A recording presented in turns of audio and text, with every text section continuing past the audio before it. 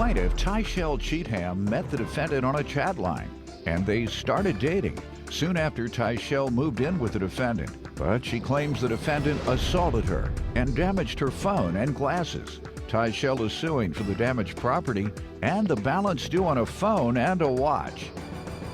Defendant Solomon Walker says after he and Tyshell moved in together, their relationship became rocky. Solomon admits that they got into a scuffle after Tyshell's ex called her at 7 in the morning. And during the scuffle, her property was accidentally damaged, so he doesn't know. All rise. This court is now in session. The Honorable Judge Greg Mathis presiding.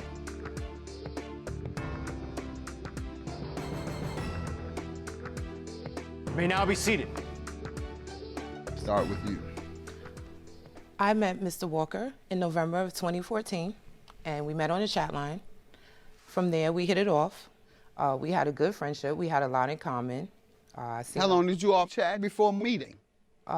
Maybe a few months after that. Really? Why so long? Did you all live in the same town? We lived in the same town, yes. Damn, is game that slow? Go ahead. So, Your Honor, during the time of me meeting him, I was not in a stable housing situation, so Mr. Walker asked me to come live with him in his home. Hey, he was doing everything he can by then. He wanted you to move in, drive the car, everything. Go ahead. So did you? I moved in with Mr. Walker. We hit it off in the beginning. We discussed having children together. And at that time, I decided that would not be the right thing for me to do. Why? Well, given my current situation, I was busy and I had other endeavors with other children. Okay. And I needed to focus on those things. That's what was important for me at that time. Good. How did things go when you all were living together? On and off, hot and cold. What were the problems? There was a lot of jealousy between him and I. Who was the jealous party? He thinks that I talked to other men. I was texting other men the same way I met him. And he got jealous of my family, my sisters. He didn't like me talking to you were closer to them. I was very something? close to my sisters, yes. I'm still very close. Now that happens, but how did he figure or think or imagine you were cheating? Were you chatting with other men like you were chatting when you met him? Yes. And living with him? Yes. Well, the only person I was talking to at the time was my daughter's father, and that was just a relationship established just to see how my daughter was doing. Okay, understandable. Right. Sir, let me hear from you on this. Okay, so we met on the chat line, that's true. And pretty much, that was in 2016 though, you know what I mean? And she was a great woman, you know, she's beautiful, smart, all that. And after meeting her, we was on the chat line for a little while, then 4 months later, she moved in with me, and we really made things serious when she moved in. And I took her seriously when she moved in. You go to church? I'm aware of the Bible. I don't go to church regularly. You, spiritual? I'm aware of the Bible. I don't go to the church regularly. And you have to go, okay. Do you try and obey? You believe in Christianity and you want to go to heaven?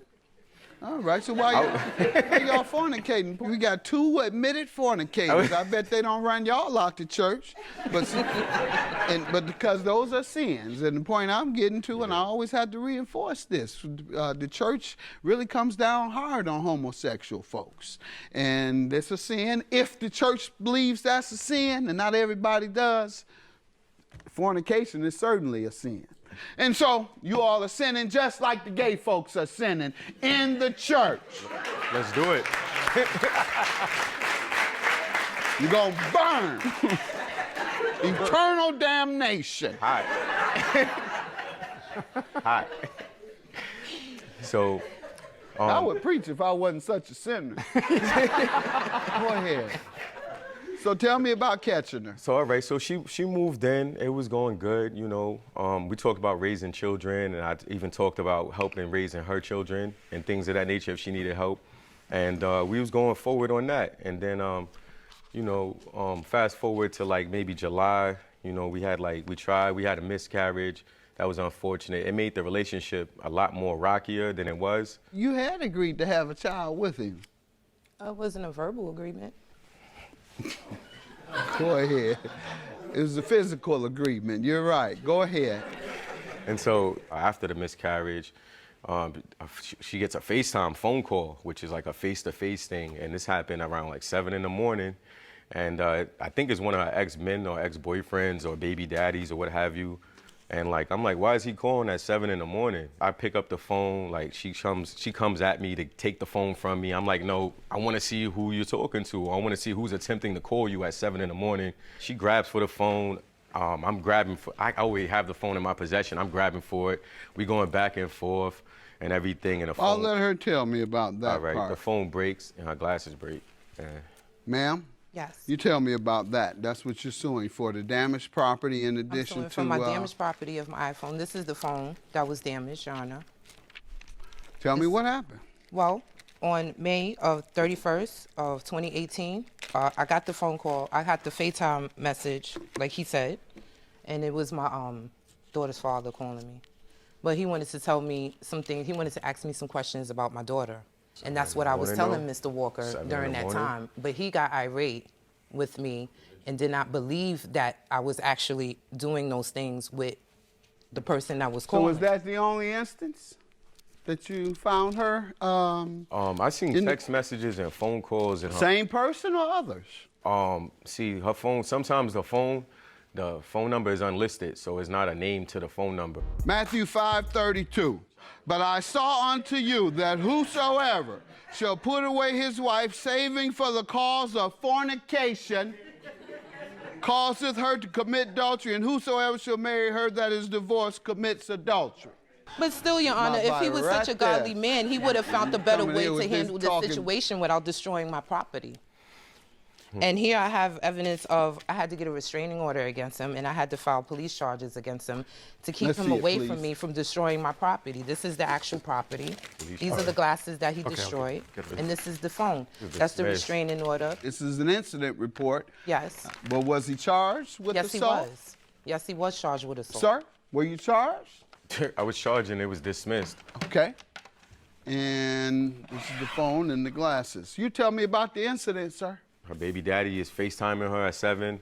We're going back and forth. She's like, give me the phone. You know, it's him or it's this person. I'm like, no, let me see. I want to make sure, or at least want to answer and call back so I can hear, a voice.